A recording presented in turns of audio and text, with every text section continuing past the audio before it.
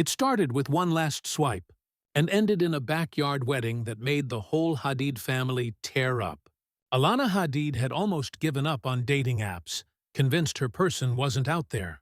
But that final swipe changed everything, leading not just to love, but to one of the most intimate and emotional Hadid family moments the internet has ever seen.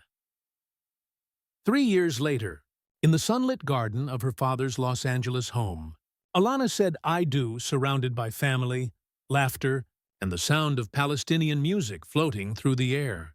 Bella and Gigi, barefoot and beaming, weren't supermodels that day, just sisters, bridesmaids, and best friends. The photos from that afternoon didn't just trend, they stopped people mid-scroll. Because in a world obsessed with extravagance, Alana Hadid's wedding felt like something rare, pure, grounded, and breathtakingly real. By the time Alana Hadid met Ross Williams, she had almost sworn off dating apps for good. The endless scrolling, the small talk, the ghosting, it all felt hollow. But on one quiet evening, she gave it one final try, one last swipe, and there he was, the man who would change everything. They decided to meet in the most unglamorous way possible. An 8 a.m. coffee date in a little cafe tucked inside the woods of Topanga Canyon. No fancy dinner, no designer outfit. Just two people in the morning air still heavy with dew. Alana later laughed about it, saying everyone thought it was hilarious. "Why 8 in the morning?" they'd ask. But as soon as she saw Ross, it stopped being funny. It just felt right. They talked for hours about work, life, music, purpose, and somewhere between the first sip of coffee and the last, something clicked. "It was over after that," Alana said later. "I knew right away. That's my husband." But no one sitting in that quiet cafe could have known that this sleepy, early morning date in the woods would one day lead to a wedding watched around the world. 3 years later, that simple morning in Topanga turned into something far deeper. A bond built on quiet trust and small moments that mattered more than grand gestures ever could. When Ross decided to propose, it wasn't with flash or spectacle. It was on a road trip up the California coast, the kind of trip they loved. No itinerary, just music, the ocean, and their dog in the back seat. As they wound their way toward Big Sur, Alana began noticing little folded notes in the car. Each one had something Ross loved about her kindness, her laugh, the way she made ordinary days feel like art. She thought it was just a birthday surprise. But Ross had a different plan. He'd been waiting for dinner that night to ask the question, but life had other ideas. As the two walked along a stretch of black sand beach, the sun dropping low, the world quiet except for the waves, Ross stopped. No big setup, no perfect lighting, just sincerity. Just them. Alana was wearing sweatpants, her hair messy from the drive. But that didn't matter. What mattered was the way Ross looked at her when he pulled out the ring. A trillion-cut amethyst that once belonged to his mother, Janet. A piece of family history, filled with love that had survived generations. He didn't need words. The gesture said everything. It wasn't about luxury, it was about legacy. A love story passed down through time, sealed not by diamonds, but by intention. When it came time to plan their wedding, Alana and Ross didn't need to search for a venue. Their hearts already knew where it belonged. They chose her father, Mohammed Hadid's home in Los Angeles, a place layered with family memories and quiet meaning. It wasn't just a beautiful location. It was where laughter echoed through generations, where life had unfolded, and where love felt real. The date they picked wasn't random either. October 18th, Ross's parents' wedding anniversary. A tribute to the kind of lifelong commitment they hoped to build. Every choice they made carried intention, from the setting to the smallest details. The night before the ceremony, they hosted a cozy rehearsal dinner at Petit Hermitage, surrounded by their closest friends and family. It wasn't lavish, it was intimate, warm and deeply personal. The air was filled with the sound of laughter, clinking glasses, and stories shared over candlelight. And in true Hadid fashion, Alana's mom couldn't resist going overboard on the dessert table. Macarons, tarts, lemon cakes, every possible sweet you could imagine. "I think my mom ordered every dessert they had," Alana laughed later. But that was the beauty of it. Nothing about this wedding was about grandeur. It was about grounding, about home, heritage, and the people who built them. In a city obsessed with spectacle, Alana and Ross created something different, something real. Alana Hadid had always known she wanted a wedding dress with a story, something that had lived a life before hers. She wasn't interested in a custom gown or a brand-new designer label fresh off the runway. She wanted history, texture, something imperfect but full of soul. After weeks of searching, she found it. An archival Vivienne Westwood dress from Tab Vintage. It wasn't her size. In fact, it was a size 16.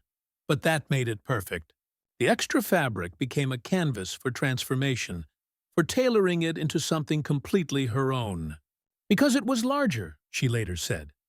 My tailor could do all the alterations and make it mine. And that was exactly what this moment was. Alana taking something beautiful from the past and reshaping it into her future. Her accessories carried that same thread of meaning. She wore her mother Mary's amethyst earrings, delicate and shimmering with memory.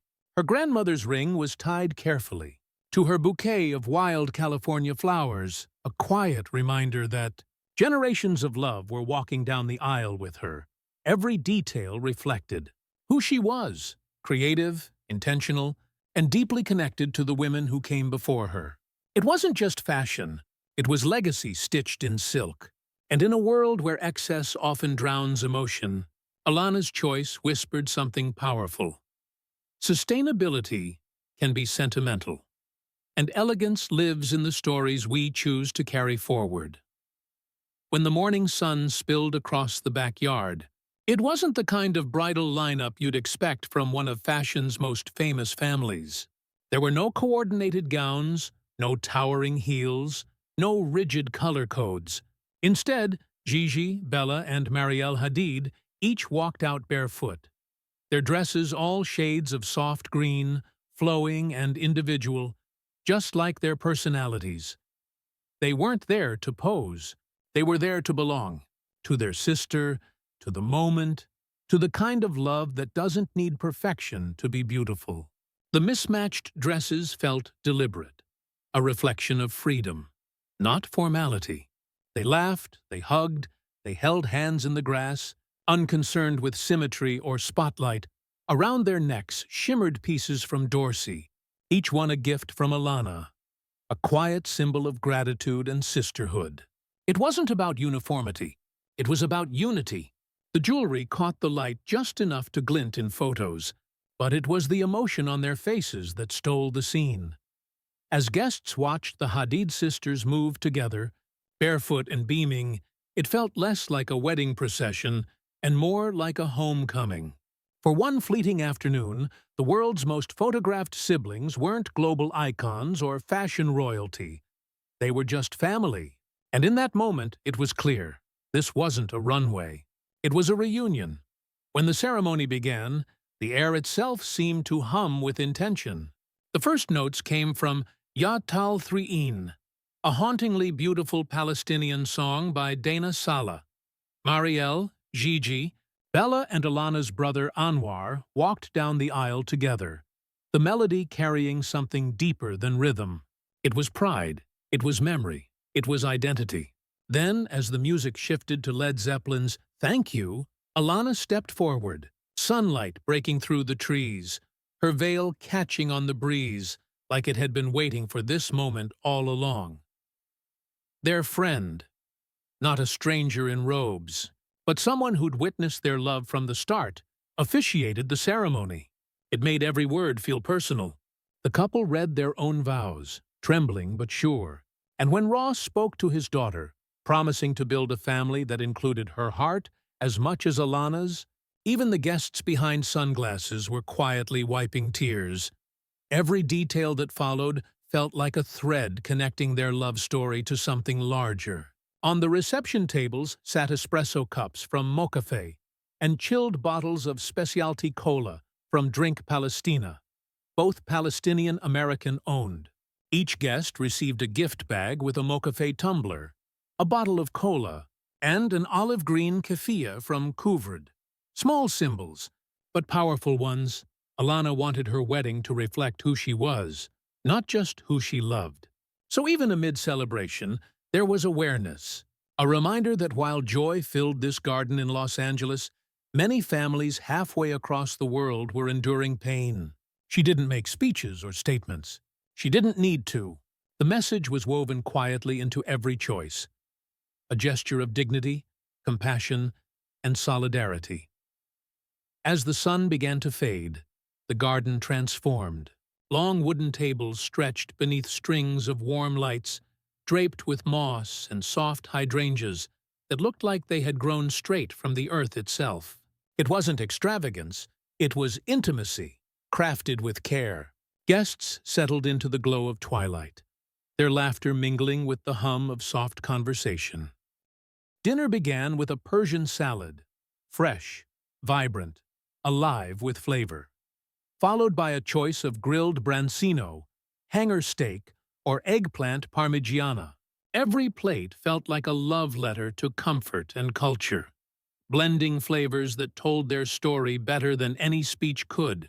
Between bites, people exchanged memories, laughter, and quiet tears.